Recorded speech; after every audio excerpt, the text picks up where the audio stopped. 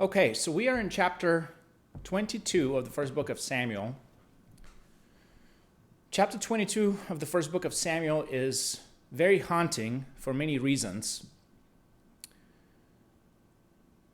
We see what happens as a result of people's unbridled greed, of people's unbridled desire for money and power. We see how some extremely powerful people abuse their power. We also see how some of their own servants or their own people refuse to carry out orders because those orders are very much unlawful. We also see David take responsibility for actions that are simply not a direct result of his own actions. And ultimately, we see how innocent people suffer because of those abuses of power and because of people who have unbridled desire to have money and power. It's also haunting because chapter 22 is directly related to three of David's absolutely beautiful poems, his Psalms, and I will read those. They're pretty short, so it's not overwhelming. I want to recap a little bit of what happens prior to this, just because this chapter is to an extent related to the previous chapter. So David has been on the run from King Saul, who is obviously extremely jealous of him and wants to murder him. He's been on the run from King Saul for a while now, and he's been able to escape more or less unscathed. So in the previous chapter, he went to a town called Nob, where he met with a priest named Abiathar, and he got the sword of Goliath back, as apparently the priest kept the sword. He also got food for himself and for his few companions at the time. Now, coincidentally, at that time, when David was with the priest in this town, there was a man called Doeg, the Edomite, who is one of Saul's servants. And Doeg apparently noticed that David was out there. So here in chapter 22, we see how that pans out. And I'm going to just start from the beginning of chapter 22. This is after David left Nob and went to the king of Achish, and then he wasn't necessarily welcome out there, so he just simply continued down the road. David therefore departed thence and escaped to the cave Adullam. And when his brethren and all his father's house heard it, they went down thither to him. And everyone that was in distress, and everyone that was in debt, and everyone that was discontented gathered themselves unto him, and he became a captain over them, and there were with him about 400 men. So as you can tell, not all is well in the kingdom. There are people who are discontented, they're in debt. Now we know because of the law that debt is forgiven in the Jubilee year, which is the 50th year. We don't know if King Saul honored these commitments, but people were indebted in that society. They were discontented and they were in distress. So we see that 400 men came to him. So of course these are men of fighting age. They're escaping a situation that apparently at this point is becoming unbearable, right? So we can tell right away that things are not going well in the kingdom. And of course we know that because King Saul is a maniacal, crazy man that's just gone completely berserk, right? And we have plenty of evidence for that in the previous chapters. We also see here that his brethren and all his father's house, when they heard it, they went down thither to him. So they joined him whenever they heard the distress that David is in as well, right? And here is where the first two Psalms that relate to these two verses, they come in, and I will just read those. And they're pretty short, so you can get an idea of, first of all, the situation that David is in, and second of all, you get another glimpse into his absolutely masterful ability to write poetry. It is completely unmatched in my opinion, because his ability to bounce between emotions, the highs and the lows, is absolutely phenomenal. There's just simply no one else like him, not to this extent at the very least. So here is Psalm number 57. This literally is when he fled from Saul in the cave. So here's how it goes. Be merciful unto me, O God, be merciful unto me, for my soul trusted in thee. Yeah, in the shadow of thy wings will I make my refuge until these calamities be overpast. I will cry unto God most high, unto God that performeth all things for me. He shall send from heaven and save me from the reproach of him that would swallow me up. Selah. God shall send forth his mercy and his truth. My soul is among lions, and I lie even among them that are set on fire, even the sons of men whose teeth are spears and arrows, and their tongue a sharp sword. Be thou exalted, O God, above the heavens. Let thy glory be above all the earth. They have prepared a net for my steps. My soul is bowed down. They have digged a pit before me, into the midst whereof they are fallen themselves. My heart is fixed, O God, my heart is fixed. I will sing and give praise. Awake up, my glory, awake, psaltery and harp. I myself will awake early. I will praise thee, O Lord, among the people. I will sing unto thee among the nations, for thy mercy is great unto the heavens, and thy truth unto the clouds. Be thou exalted, O God, above the heavens. Let thy glory be above all the earth. So absolutely brilliant poetry. Of course, here we see multiple themes that are covered throughout the Bible.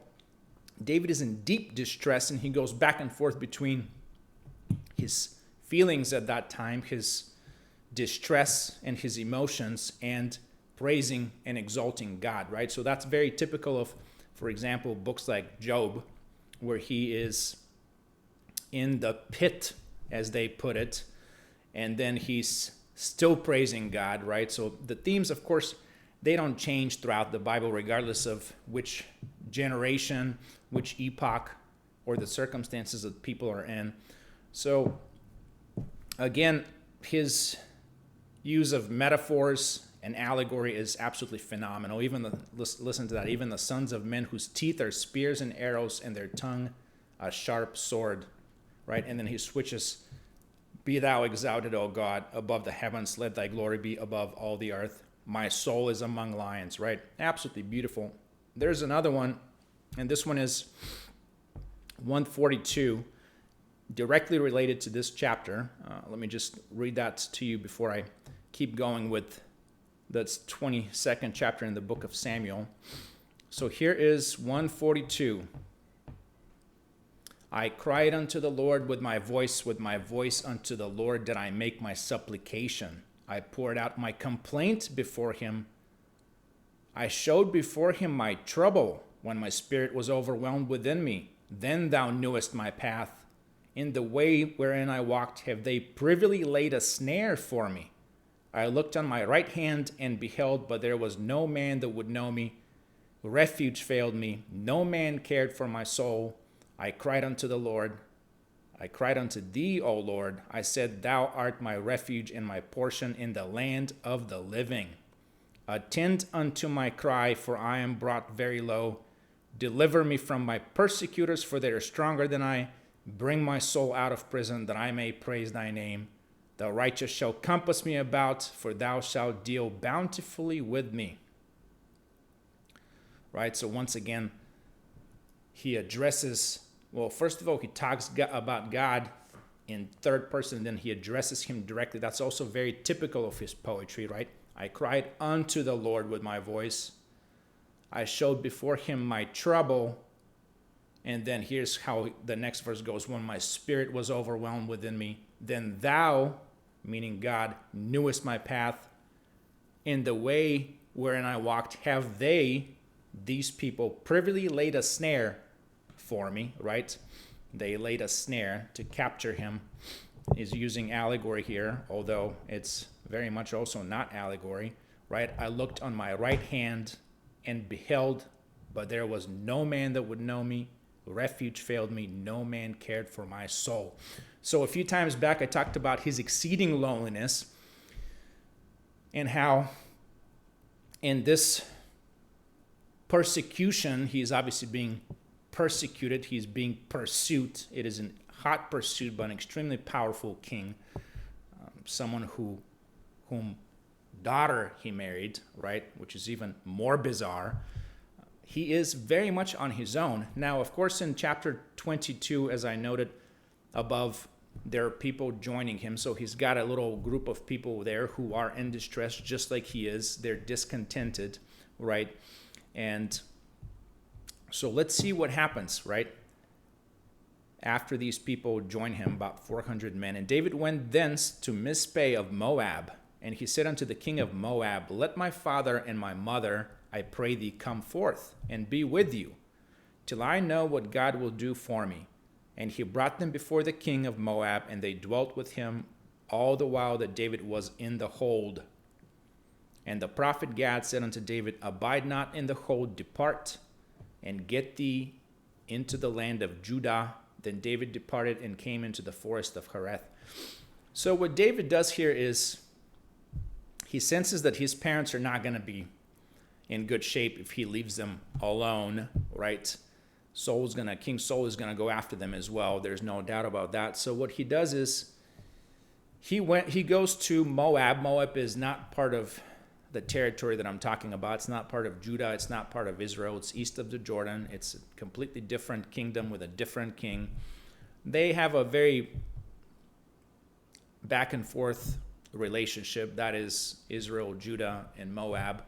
So at this point, the king accepts him. David prays, begs for him to take his parents so that they're safe from the persecution, right? So that's what's going on here. And then here's how we continue after that. Oh, and by the way, Gad, the prophet Gad is probably one of the authors of the book of Samuel after Samuel dies. So he's a well-known prophet. He warns David to not stay in that hold, stronghold essentially is what it means. Depart and get thee into the land of Judah. So he's essentially saying go back to Judah. And of course, that is where King Saul is. Okay? And David departed and came into the forest of Hereth. Not really sure where that is, but he is in the woods, essentially hiding. Robin Hood style, I guess. And here's what happens next. So I am in verses 6 through 10. And when Saul heard that David was discovered, and the men that were with him, now Saul abode in Gibeah under a tree in Ramah, having his spear in his hand, and all his servants were standing about him. Then Saul said unto his servants that stood about him, hear now, you Benjamites, will the son of Jesse give every one of you fields and vineyards, and make you all captains of thousands and captains of hundreds? That all of you have conspired against me, and there is none that showeth me that my son hath made a league with the son of Jesse, and there is none of you that is sorry for me, or showeth unto me that my son hath stirred up my servant against me to lie in wait as it this day. Then answered Doeg the Edomite, which was set over the servants of Saul, and said, I saw the son of Jesse coming to Nob, to Ahimelech the son of Ahitub, and he inquired of the Lord for him, and gave him victuals, and gave him the sword of Goliath the Philistine. Right? So there are multiple things going on here. First of all, you can tell that King Saul is, first of all, he's brooding, right? The scene itself is absolutely terrifying. He is brooding. He feels like he's just at the ends of the rope, right? He's depressed.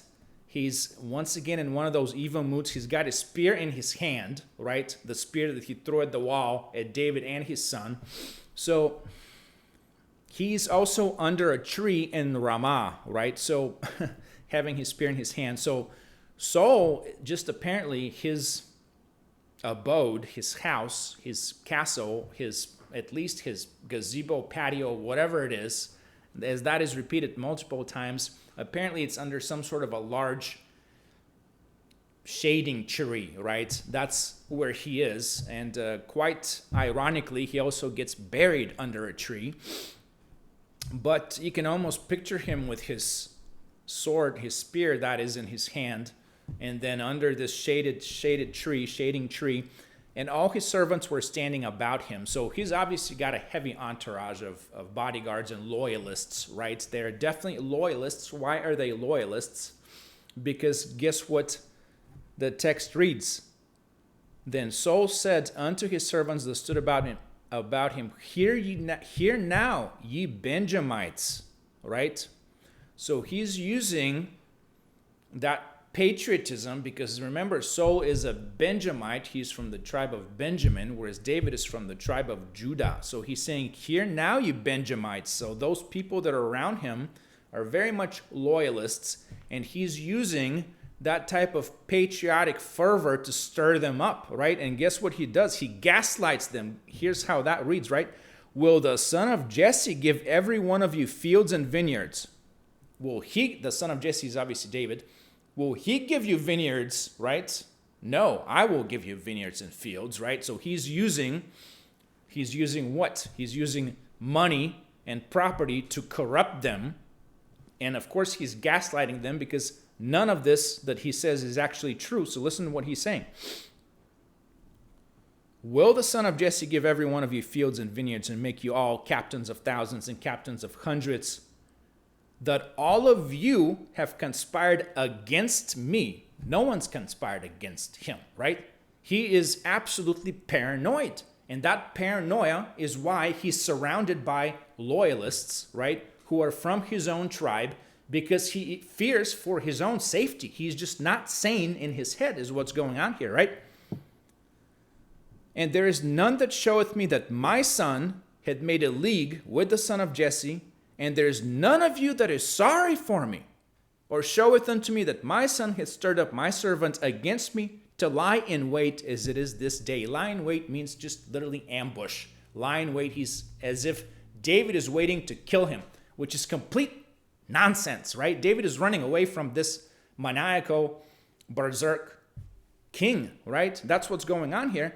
But guess what Saul does? He just flips the story completely around. So first of all, he's trying to bribe them with property and with money.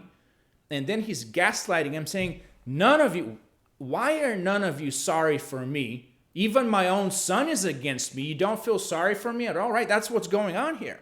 I mean, it's absolute intense psychology behind his entire spiel, his entire monologue. Like, of course, you can tell that he's an extremely well-educated man. He's very smart. He's brilliant. He's just insane, right? He's lost his mind. And of course, we know that because there's an evil spirit that resides in him. That's how this book phrases it, right? An evil spirit. And of course, this is complete what we refer to as today as gaslighting, right? None of you feel sorry for me. Why are you not helping me? Here is money. Who's going to give you money? He's not going to give you money. Why are you with him? Don't you feel sorry that my son is even with him, right? So this is typical psychopathic behavior. I don't know what else the guy is just not sane in the head, right? That's what's going on here. And then, of course, here's where Doeg the Edomite, that was, again, remember, he was in Nob, the city of the priests, and he coincidentally happened to be there when David was around. So he saw him, and of course, this is a small community. He overheard the conversation, right? And what happens here? Then answered Doeg the Edomite, which was set over the servants of Saul. So Doeg is over the servants of Saul, right? And said, I saw the son of Jesse coming to Nob, to Ahimelech, the son of Ahitub, and he inquired of the Lord for him and gave him victuals and gave him the sword of Goliath the Philistine. What's the thing called? Two truths and a lie? This is more like two truths and two lies, right? So this is completely flipping the reality of what happened, right? I saw the son of Jesse coming to Nob, true, to Ahimelech the son of Ahitub, true, and he, meaning the son, the priest, Ahimelech the son of Ahitub, inquired of the Lord for him. That is completely false. That never happened. Complete nonsense, right? David never asked Ahimelech to inquire of the Lord for him. What David said is, I am here on behalf of King Saul. He essentially did not tell Ahimelech the truth in order to protect him, right? And then he said, give me a sword because I don't have any. I had to leave in a hurry. And give me food. I don't care if it's the showbread. We're clean, right? We're ritually clean. So Doeg is a liar, and we know that because that's precisely what the other psalm that I read last time, and I'll kind of repeat that. It's a pretty quick one, but it's appropriate to read that here as well. And he inquired of the Lord for him and gave him victuals. Sure, he gave him victuals, which is essentially the showbread, and gave him the sword of Goliath the Philistine, right? So here what we have is Doeg. First of all, he steps up, right? He's the only one that answers anything to the monologue, the little gaslighting that King Saul went through. And of course, this of course sets up the priest for utter destruction, right? I mean, because guess what King Saul does next, right? He calls in the priest. Come over here. Did that really happen, right? Why did you do that? So here's how that reads. Then the king sent to call Ahimelech the priest, the son of Ahitub, and all his father's house, the priests that were in Nob, and they came, all of them, to the king. And Saul said, Hear now, thy son of Ahitub. And he answered, Here I am, my lord. And Saul said unto him, Why have ye conspired against me, thou and the son of Jesse, in that thou hast given him bread and a sword, and hast inquired of God for him, that he should rise against me to lie in wait, as it is this day? He calls the priests and all his house. We're going to find out how many of them were in that community here in just a little bit, and says, Why have ye conspired against me? That's completely untrue, right? Ahimelech did not conspire against anyone. David came in. David didn't tell him he was running away from Saul. He asked for a sword. He asked for bread. Ahimelech gave him that. David left. That's the true story, right? What does Saul say? Hast inquired of God for him, meaning you ask God of what David is supposed to do to escape, that he should rise against me to lie in wait as it is this day. In other words, King Saul, first of all, is accusing David of a coup, right? And then second of all, he is accusing Ahimelech the priest of conspiring against King Saul along with David, which is completely not true, right? And Ahimelech explains himself. This is how he argues his case. Then Ahimelech answered the king and said, And who is so faithful among all thy servants as David, which is the king's son-in-law, and goeth at thy bidding, and is honorable in thine house? Did I then begin to inquire of God for him? Be it far from me. Let not the king impute anything unto his servant, nor to all the house of my father, for thy servant knew nothing of all this, less or more, right? So as you can tell, Ahimelech explains himself by what? By speaking the truth, because this is what the truth is. First of all, he's saying, who is greater than David? Your son-in-law, for crying out loud, right? This is your son-in-law. Who is greater than him? He's done so much for you. This has been repeated to King Saul multiple times, and absolutely to no avail, right? And then he says, Far be it from me, right? Far be it from me. He is honorable in thine house. I didn't begin to inquire of the Lord for him, not at all, right? Let not the king impute anything unto his servant, nor to all the house of my father, for thy servant knew nothing of all this, right? And here's how and what King Saul says in response to that, of course, honest argument by Ahimelech of his case, right? And the king said, thou shalt surely die, Ahimelech, thou and all thy father's house.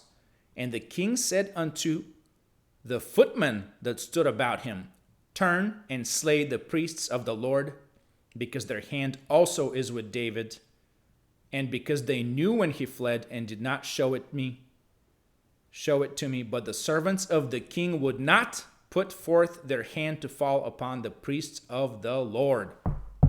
So, what we have here is King Saul essentially pronounces judgment and says, you will die, right? Thou shalt surely die, Ahimelech. He tells the priest, you will definitely die. You and all of your father's house, right? No one's going to be spared because you knew and you didn't show me. You didn't show it to me, meaning you didn't tell me, right? And he tells his footmen, which those are just simply his bodyguards, his soldiers, whatever you want to call them. He tells them, slay them, right? Kill them. But guess what? They would not put forth their hand to fall upon the priests of the Lord. They simply refuse his order. Why? Because it's wrong, right? First of all, there's a whole lot of innocent people, as we'll find out here in a little bit, but they simply refuse to obey his order. They just refuse to, right? And guess who steps up? Doeg the Edomite steps up. And the king said to Doeg, turn thou and fall upon the priests. And Doeg the Edomite turned, and he fell upon the priests, and slew on that day 85 persons that did wear a linen ephod. And Nob, the city of the priests, smote he with the edge of the sword, both men and women, children and sucklings, and oxen and asses and sheep, with the edge of the sword. So these two verses sort of require a little bit of translation here, because for some reason it just happens that in these two verses there are phrases and words used in what is the King James Version translation English that we just simply do not use anymore, right? So he turned and he fell upon the priests. He fell upon, meaning him and his people, of course, not just himself. He went and just slew them. Slew is the past tense of slay, right? He killed them on that day, 85 persons. So 80, so the way that this book says 20 is score. I don't know, go figure that. I don't know why they spoke that way. It's obviously they did math in their head way faster than we do, right? So 85 means 4 times 20 plus 5. So they killed on that day 85 persons that wear a linen ephod. So they killed 85, 4 times 20 plus 5, 85 people who wore the linen ephod. Those who wear the linen ephod were priests. So this, in other words, says that he killed 85 priests, right? These are male priests here, is what we're talking about. And Nob, the city of the priests, smote he with the edge of the sword. Smote is past tense of smite. Once again, that means to destroy, kill, annihilate completely, right? The city, the entire city, with the edge of the sword, both men and women, children and sucklings, children and little babies, right? And oxen and asses. Asses, so an ass in Old English means a donkey, right? Which I don't know if you ever wondered why British people say arse. They don't use the word ass because it's got a completely different meaning, right? It means donkey, or at least back then it did. Now they have Americanized themselves a little bit. Go figure that much.